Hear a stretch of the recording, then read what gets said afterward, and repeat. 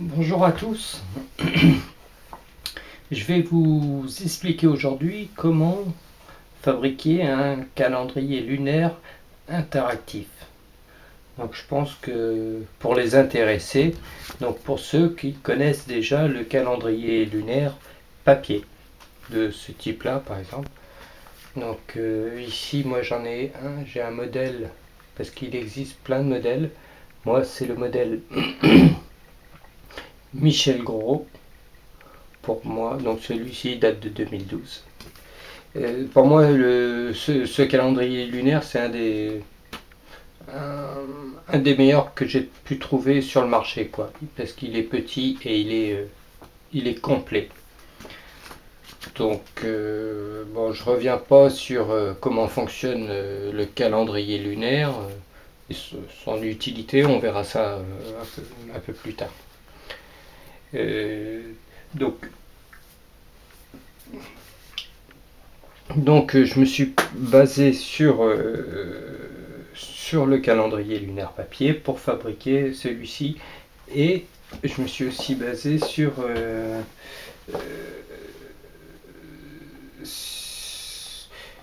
une vidéo de Howard Crowworth que on peut trouver sur YouTube ou sur le site de Nurea TV, une très bonne chaîne aussi TV. Qui avaient des très bons intervenants, surtout au début.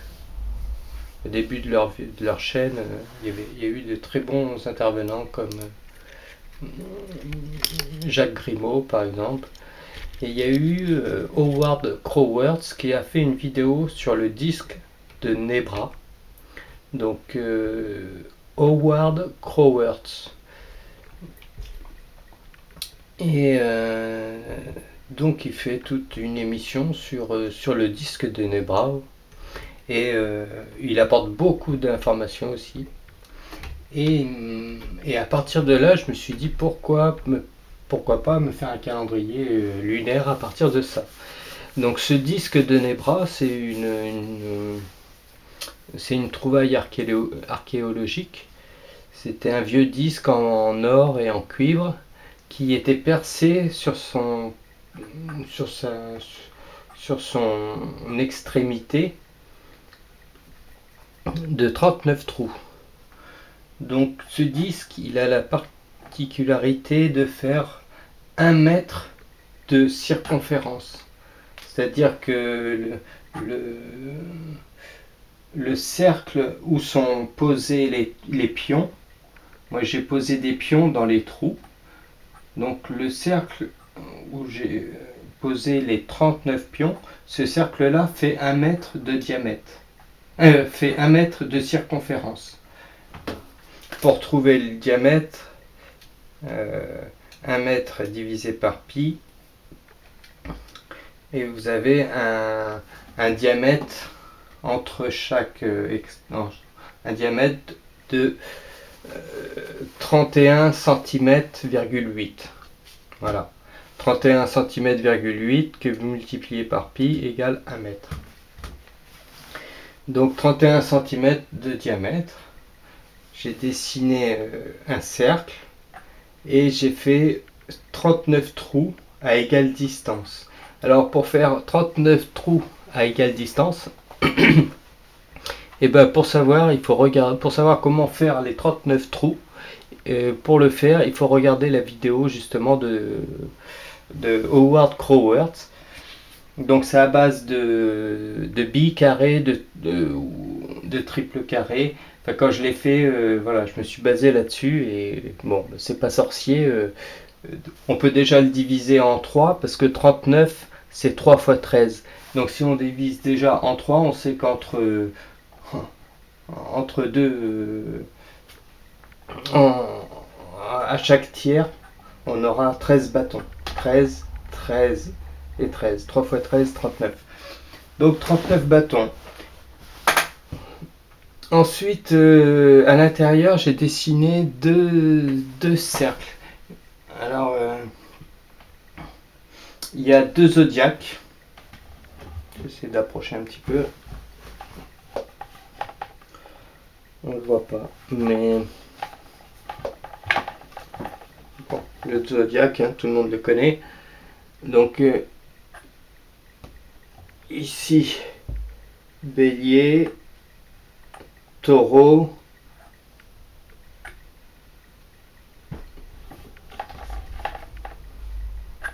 Bélier, Taureau, Gémeaux, Cancer, Lion, Vierge, voilà.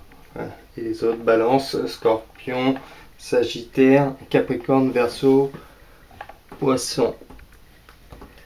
Et à l'extérieur, j'ai fait une autre bande où j'y ai placé les constellations. Parce que quand on dit que, par exemple, le 21 mars, hein, le soleil se lève en bélier, mais on a la constellation du poisson et bientôt on aura avec la précession d'équinoxe, bientôt on sera dans la constellation du Verseau. C'est pour ça qu'on appelle l'ère du Verseau, parce que au 21 mars, le soleil ne se lève pas dans les béliers, comme ici, il se lève dans les poissons, parce que le disque il glisse en fait. Ce disque là extérieur, on va dire qu'il glisse par rapport à celui-là. Enfin, c'est la précession des équinoxes qui fait ce truc là. Et donc moi, ce que je me suis amusé à faire, donc j'ai fait les 39 trous.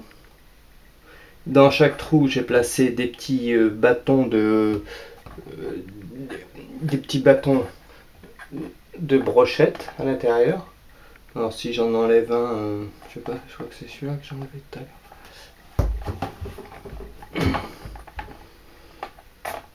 Voilà, on peut voir, hein, c'est un petit trou et dedans, voilà, je glisse mon bâton. Donc ce disque-là, le disque bouge un peu, mais normalement, s'il est bien serré, c'est que là, je l'ai dévissé pour pouvoir le démonter. Et une fois qu'il est bien serré, il ne bouge pas. Il n'y a que celui-ci, vous voyez, ici, il y a celui-ci qui tourne. Il y a ce disque-là qui est pris avec celui-là, mais il sert juste de contrepoids en fait. Celui-ci, vous n'êtes pas obligé de le faire. Moi, je l'ai fait, mais c'est s'embêter pour rien. Il suffit d'y mettre de ce côté-là un peu de poids et puis et pour équilibrer, parce que vu que c'est monté sur roulement, et ben ça, si c'était pas équilibré, tac, ça aurait tendance à descendre. Que là, ça reste en position, quoi. Voilà. Et donc ici on a le zodiaque. Donc ici je mets moi le bélier ici, bélier en bas. Donc les deux axes, hein. Hop, est, ouest, nord, sud.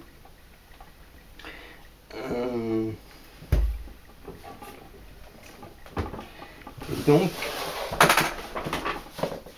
et ici,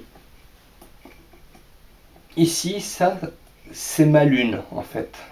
C'est la lune qui vient se déplacer autour du zodiaque.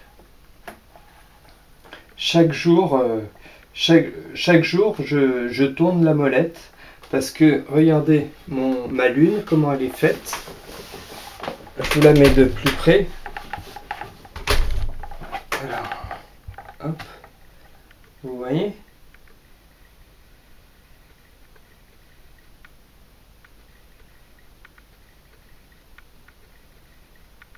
C'est les jours lundi, mardi, mercredi, jeudi, vendredi, samedi, dimanche.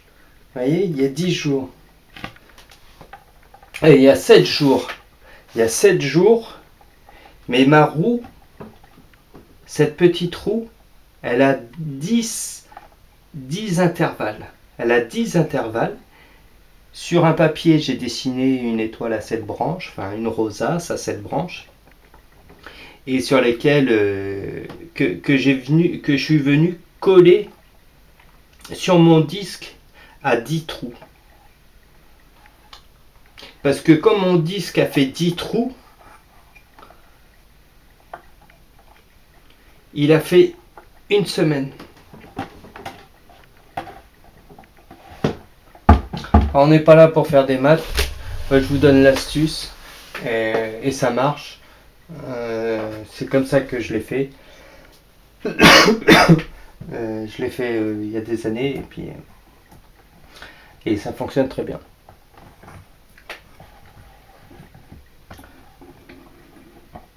Donc je vais vous le démonter pour vous montrer un petit peu comment c'est fait. Donc par-dessus, ouais, ce que j'ai rajouté après par la suite. Au départ, il n'y avait que la lune. J'avais que la lune au départ.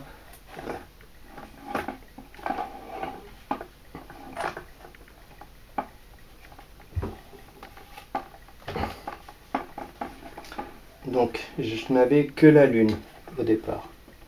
Celle-ci. Ensuite, j'ai rajouté, je me suis fait des... Comment je vais vous montrer ce que c'est. C'est de la pâte Fimo. Et ça, c'est derrière. Voilà, vous voyez, c'est un mélange. Un mélange de pâte Fimo. De plusieurs couleurs, voilà. Et dessus, j'ai écrit... Celle-là, c'est Jupiter. Jupiter qui est vers là. Jupiter. Et dans le taureau en ce moment. Donc et voilà, et comme ça je peux placer mes planètes. En fait, j'ai fait le Soleil.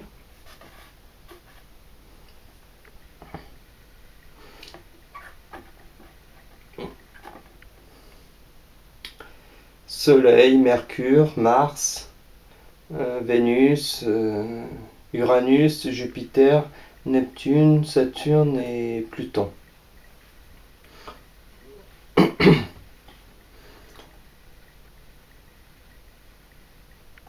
Voilà. Donc, on va être obligé de faire quelques calculs pour que je vous donne les écartements. En fait, ici, on sait que le périmètre, on a 1 mètre. 1 mètre 1 mètre pour 39 trous. Si on divise 1 mètre divisé par 39, on sait qu'entre chaque trou, on a 2,56 2 cm,56. Donc pour avoir le diamètre de cette roue, on sait qu'il y a 10 trous. Donc on fait x 10. Parce que c'est le même écartement en fait. X 10 égale 25.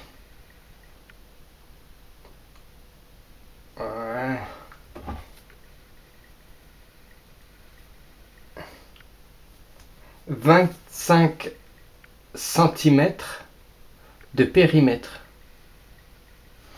Celle-ci, cette roue-là, avec 10 trous, fait 25 centimètres de périmètre. Donc si on le divise par pi,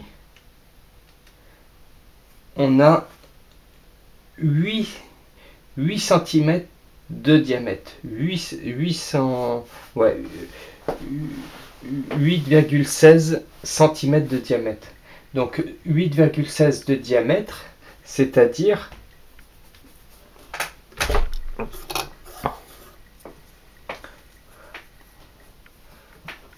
entre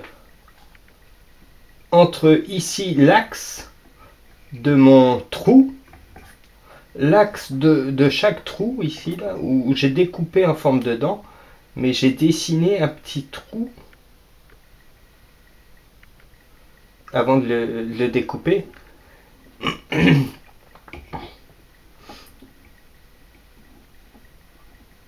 Et entre chaque trou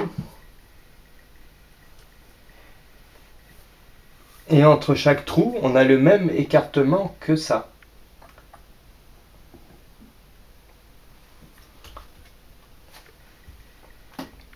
Donc on a ici le diamètre. Donc elle est un peu plus grande que 8 cm de diamètre. Elle fait ouais, 10 cm de diamètre. Fait 10 cm de diamètre, sachant que les trous sont un peu plus creux, quoi. Ouais, c'est pas évident à expliquer.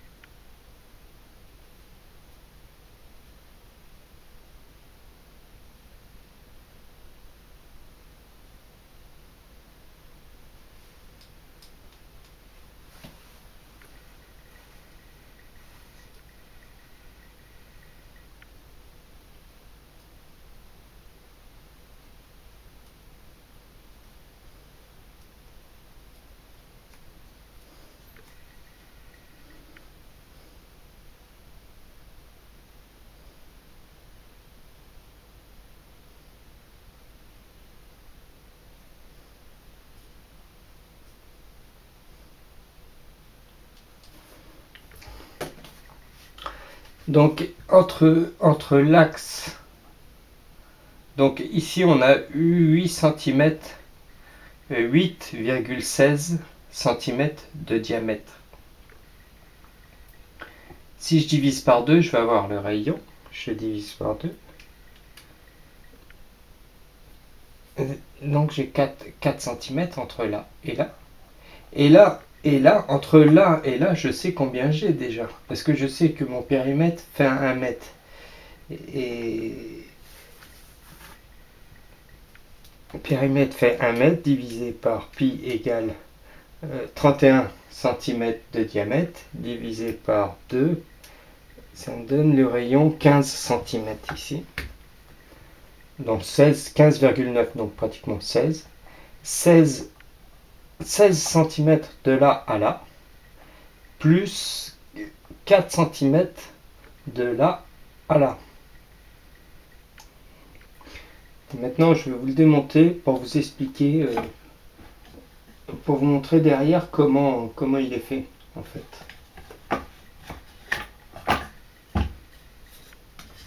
Ouais, cette rondelle, elle me sert juste de contrepoids, parce que vous voyez, dès que je l'enlève, paf, ça déroule. Alors, soit vous faites comme moi, soit vous rajoutez... mais le plus simple, c'est de rajouter du poids ici. Mettre du poids de ce côté pour que voilà, pour pas que ça tourne tout seul, pour que ça reste pour que ça reste équilibré, quoi, en fait. Voilà, comme ça, quand on le tourne, il reste à sa place, quoi. Donc il n'y a que le disque qui tourne, il n'y a que ma lune qui tourne. Là, je l'ai desserré parce que pour vous le montrer, mais le disque, lui, ne bouge pas. Il n'y a que la lune qui tourne et qui emmène le reste. Et le reste, je vais vous montrer ce que c'est.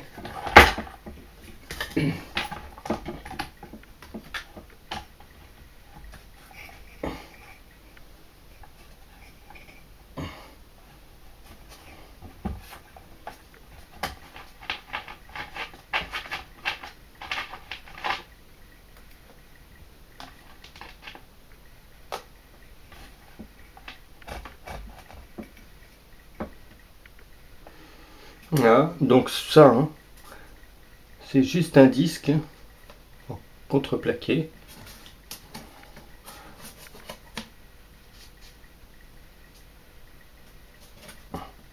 Voilà, disque contreplaqué.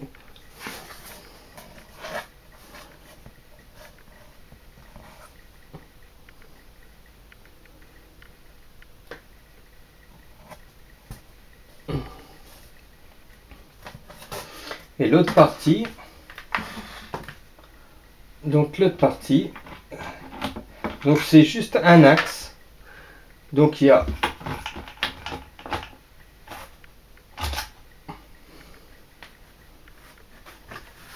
alors ça c'est un vieux qu'est-ce que peut-être certains connaissent ça, c'est des vieux bars mais bon j'ai pris ça, mais n'importe quoi peut faire l'affaire, en fait, hein.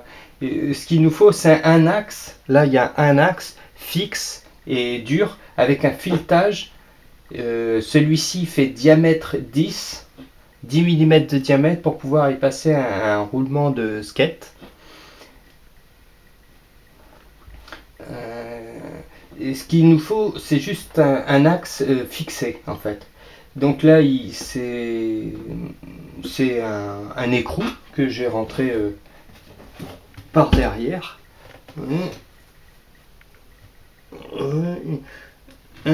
Enfin, ouais, un écrou, pas un écrou, mais une vis, quoi. Une vis que j'ai rentrée.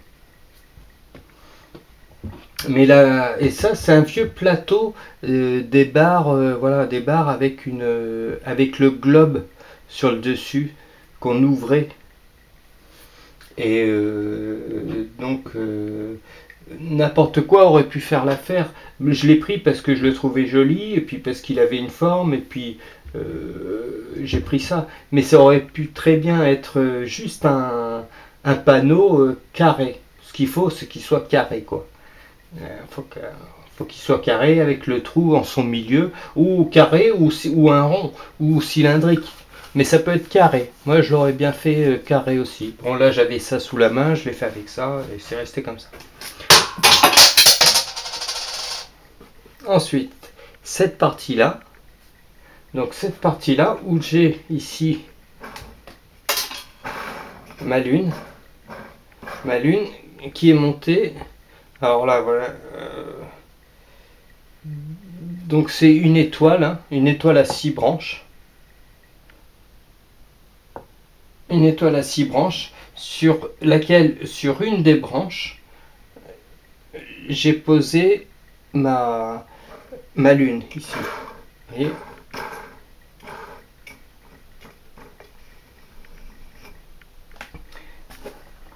Et derrière, c'est là qu'on va comprendre. Ici, il y a un roue. Alors, il y a un petit renfort en bois que j'ai mis derrière. Vous voyez ? Là,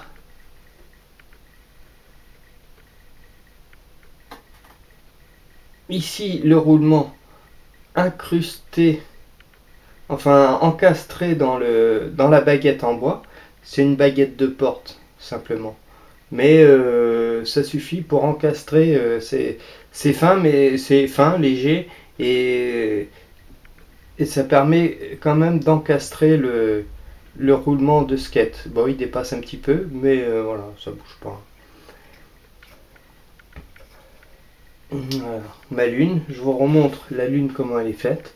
Donc 10 trous, on se rappelle, 10 trous, et une étoile à 7 branches dessus, avec jeudi, vendredi, samedi et dimanche. Voilà. Donc lundi, Lune, mardi, Mars, mercredi, Mercure, jeudi, Jupiter, vendredi, Vénus, samedi, Saturne. Voilà. Donc, et ben moi, tous les jours, je tourne cette roue-là. Tac, tac. Bon, des fois, je la tourne pas. Des fois, des jours où je le fais pas, j'y prête pas attention, mais ouais, il se passe pas une semaine où j'en mets pas un petit coup pour la remettre à l'heure, quoi. Et quand je tourne ça, ça me fait tourner tout l'ensemble, parce que tout l'ensemble est solidaire.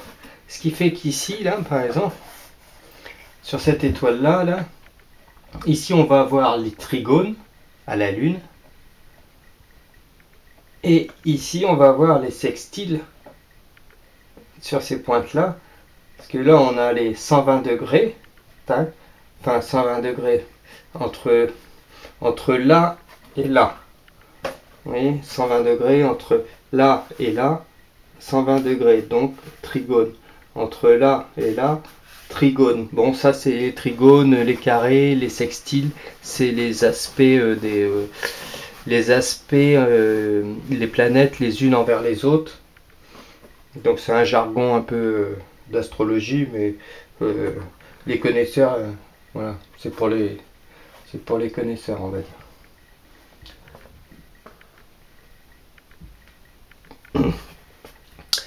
Donc,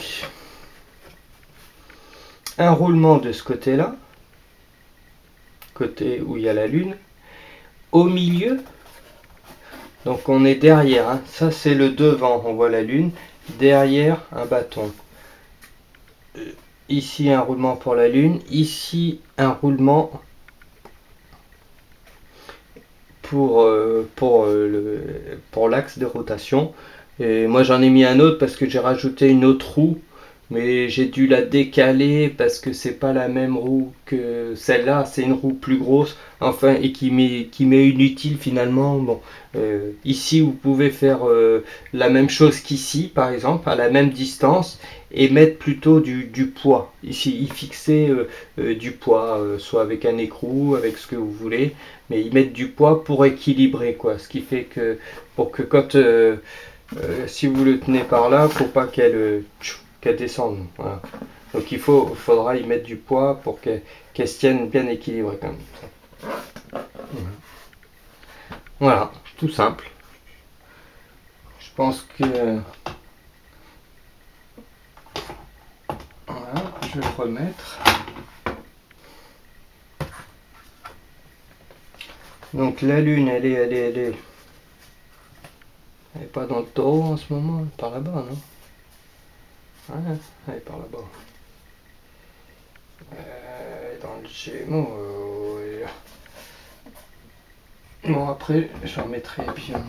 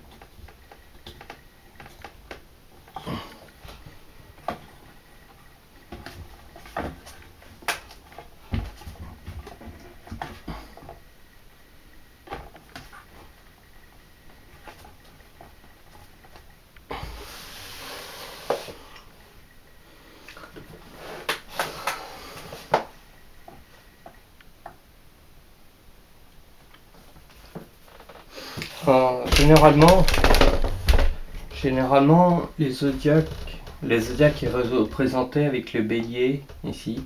Bélier, taureau, gémeaux, cancer, lion, vierge.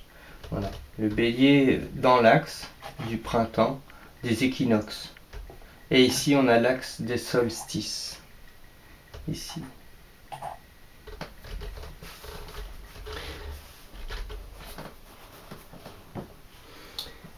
Donc, moi, je l'utilise, je le mets.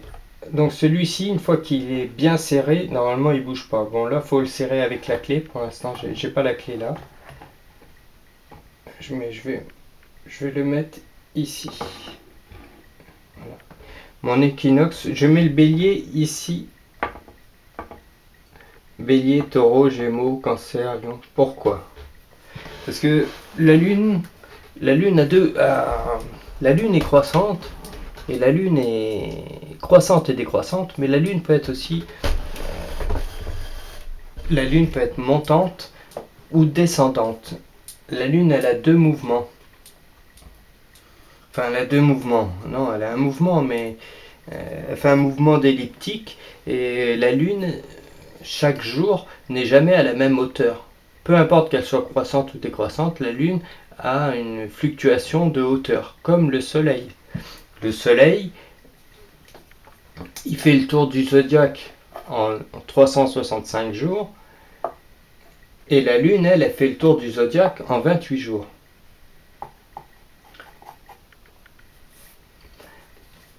Quand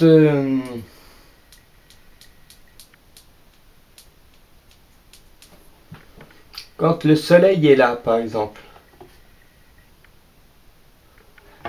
quand le soleil est ici, le soleil actuellement est dans le signe de la Vierge.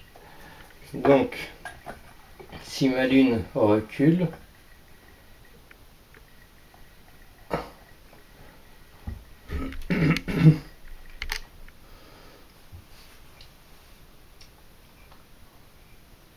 quand ma lune se trouve en face du soleil, ben c'est la pleine lune. Et quand elle passe ici, ensuite, elle est en phase décroissante. Elle est en phase décroissante quand elle va arriver ici. Elle sera derrière le soleil. Enfin, ça sera la nouvelle lune. Ici, entre les deux, ça sera le dernier quartier.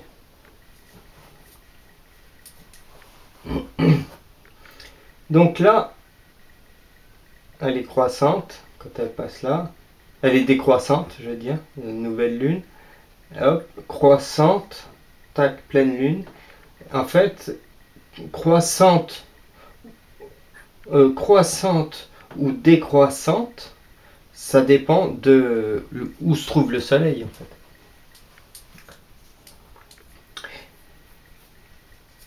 Mais il y a elle a une position haute et une position basse. L'apogée et le périgée.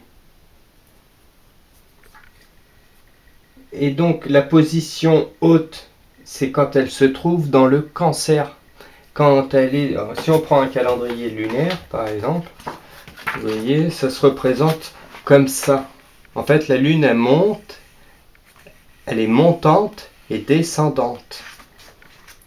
Vous voyez? Mais elle peut être...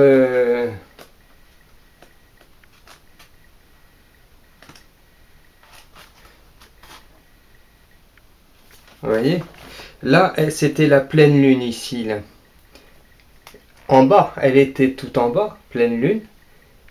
Et elle va sur la nouvelle lune, la lune noire, enfin la nouvelle lune. Et pourtant, elle est en train de monter, elle est bien montante. Et elle va se retrouver en haut quand? Ben, quand elle est dans le Cancer, dans sa maison. La maison de la lune, c'est bien le Cancer. Et donc c'est bien ici le point le plus haut de la lune. C'est pour ça que moi je mets mon zodiaque, le Cancer, en haut. Ce qui fait que visuellement, je vois tout de suite, admettons tous les jours, je joue avec mon truc. Par exemple aujourd'hui on est jeudi soir, vendredi. Je crois qu'elle est un peu plus par là. Bon, vu que je l'ai démonté. Mais je sais que ma lune, elle est presque tout en haut. Elle est bientôt en phase descendante, pas décroissante. Hein. On oublie croissante, décroissante. Là, montante, là elle est en montante, elle arrive à son point le plus haut. C'est-à-dire que ce week-end, la lune sera, ce sera le dernier, ça sera le dernier quart de lune, enfin, ça sera le dernier croissant de lune, mais il sera très haut. Il sera assez haut parce qu'il sera dans le Cancer. Et, et donc ça me permet de voir, de voir visuellement chaque jour vers quelle direction je vais. Est-ce que je vais sur la lune montante ou vers la lune descendante? À savoir que les deux mouvements ont deux fonctions différentes. Le mouvement croissante et décroissante de la lune, ça va jouer sur l'eau. C'est-à-dire qu'en pleine lune, une plante va être pleine d'eau et à la nouvelle lune, elle sera vidée de son eau. Elle va faire,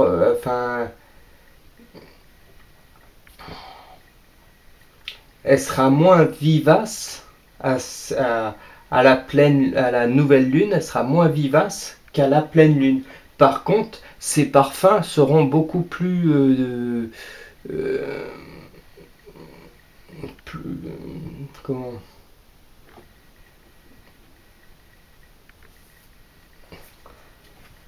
seront accentués. Ces parfums sont pas les parfums des plantes seront plus accentués à la nouvelle lune parce qu'elle sera vidée de son eau au bénéfice de son parfum.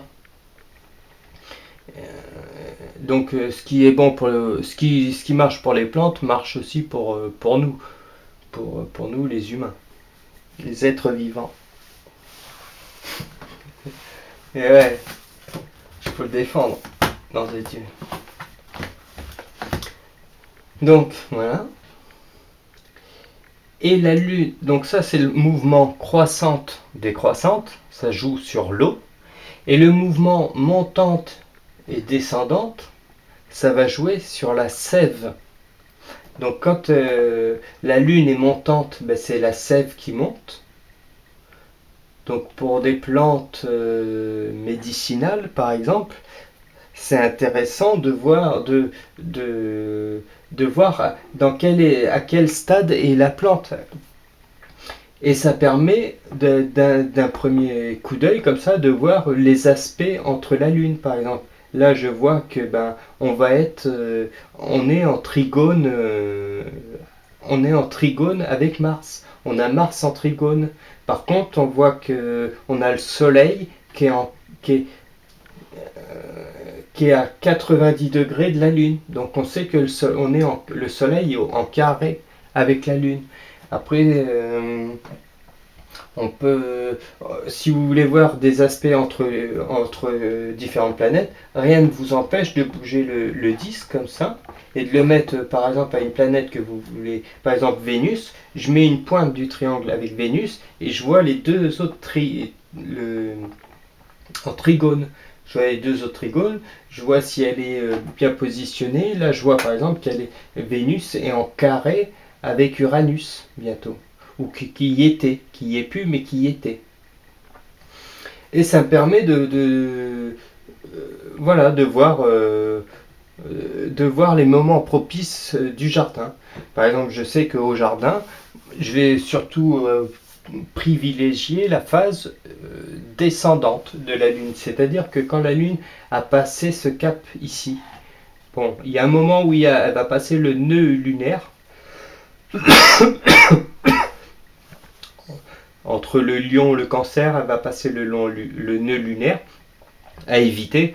Donc toujours, c'est quand même bien de conserver un calendrier lunaire parce qu'ils expliquent vraiment les nœuds lunaires pour vraiment avoir plus de précision.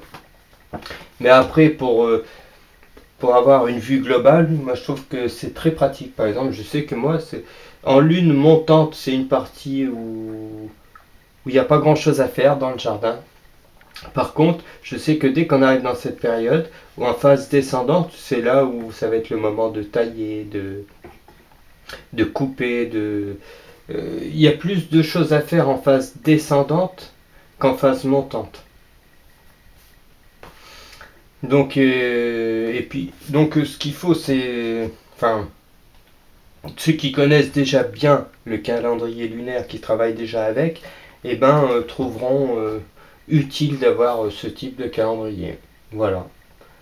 J'espère que cette vidéo vous a plu. Si vous avez besoin de plus d'informations, n'hésitez pas, laissez-moi des messages. Posez vos questions.